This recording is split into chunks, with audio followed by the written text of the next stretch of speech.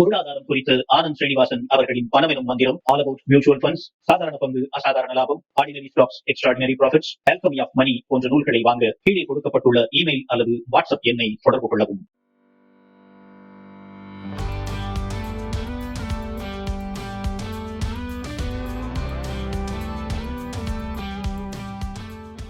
வணக்கம், good morning, happy morning, wonderful morning. இன்னைக்கு வாழ்க்கையில் நீங்கள் ரிஸ்க் எடுக்கிறத பற்றி நான் பேசணும்னு நினைக்கிறேன்.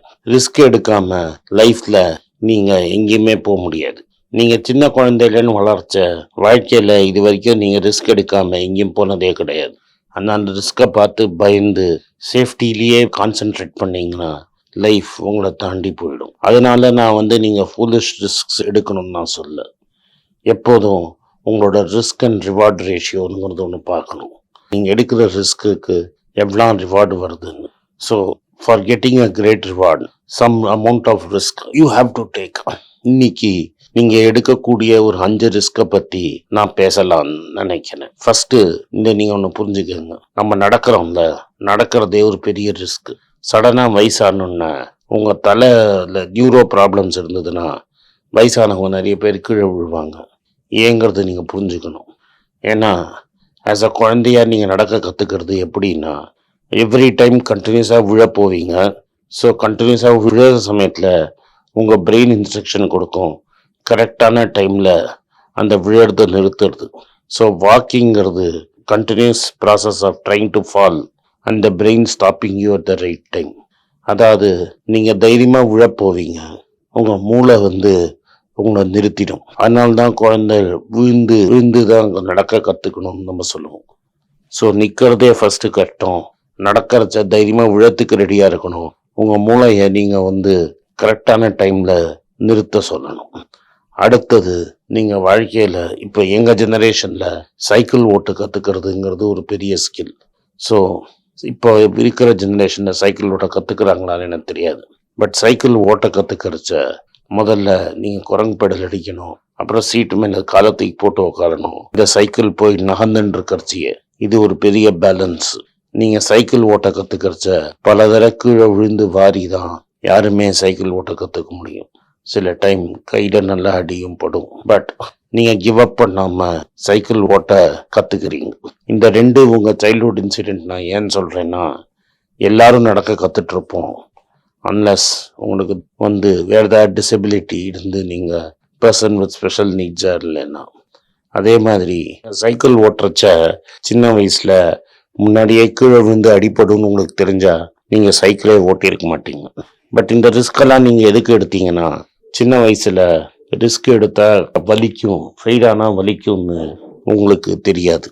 அதனால் ரிஸ்க்குங்கிறது ரொம்ப இம்பார்ட்டண்ட். உங்களுக்கு வயசு 50 வயசுக்கு கீழே இருந்ததுன்னா நீங்கள் ஈஸியாக நிறைய ரிஸ்க் எடுக்க முடியும். இந்த உலகத்தில் பல மில்லியனர்ஸ் இருக்காங்க. மில்லியனுங்கிறது $1 மில்லியன். அண்ட் அது 50 லட்சத்துக்கு மேலே மில்லியனர்ஸ் இருக்கிறதா ஒரு ரிப்போர்ட் சொல்கிறது. அதுக்கு மேலே பல்லாயிரக்கணக்கான பேர் பில்லியனர்ஸ் ஆகிடுறாங்க.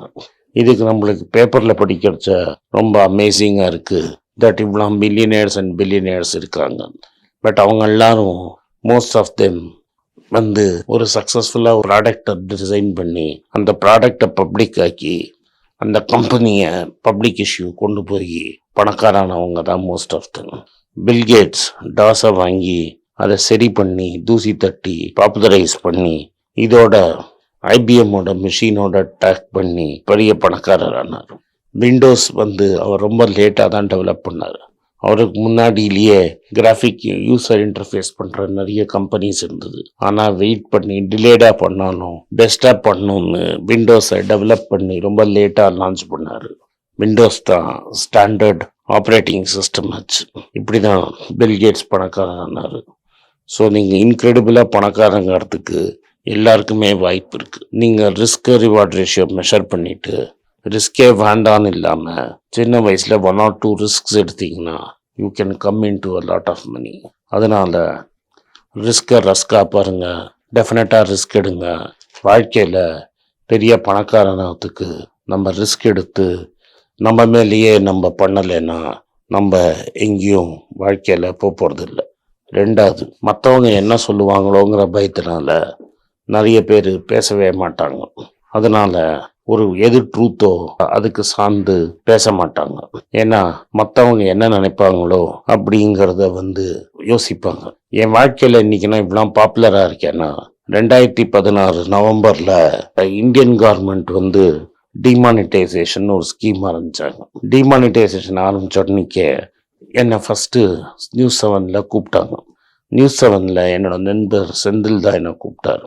செந்தில் என்னை கூப்பிட்டு இது மாதிரி செல்லாதான் 3 லட்சம் கோடி அவங்களுக்கு வரும்னு அவங்க எதிர்பார்க்குறாங்க, நீங்கள் என்ன சொல்ல போறீங்கன்னு. நான் சொன்னேன், டிமானிட்டைசேஷன் பல இடத்துல பல ஊரில் ட்ரை பண்ணி எல்லா ஊர்லேயும் ஃப்ளாப் தான் இருக்கு, இந்தியாலேயும் ஃப்ளாப் தான் ஆகும். ஒரு முதல் 1 வீக் 10 days டிவி சேனல்ஸில் நான் மட்டும்தான் டிமானிட்டேஷன் கம்ப்ளீட் ஃபெயிலியர் ஆகும், கவர்மெண்ட்டுக்கு 5 பைசா கூட அதுலேருந்து வராதுன்னு நான் மட்டும்தான் சொல்லிட்டு இருந்தேன். அப்போது நான் ரிஸ்கிங் ரிடிக்யூல் நடத்தும்.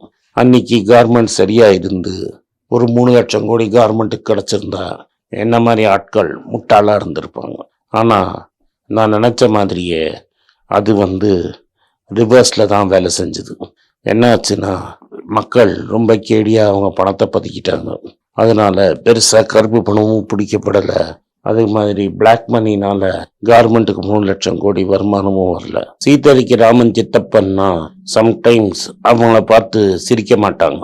மக்களுக்கு கரெக்டாக என்ன ஆச்சுங்கிறதுக்கு அப்புறம் தான், எண்ட் ரிசல்ட்டுக்கு அப்புறம் தான் புரியும்.